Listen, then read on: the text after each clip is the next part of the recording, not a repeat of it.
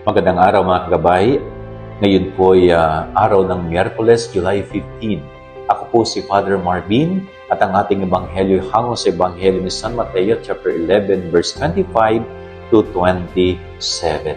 Maririnig po natin sa gospel na ito na pinupuri, pinasasalamatan ng Panginoon ang kanyang Ama sa langit, sapagkat ang Ama sa langit ay patuloy na gumagawa ng mga magagandang bagay.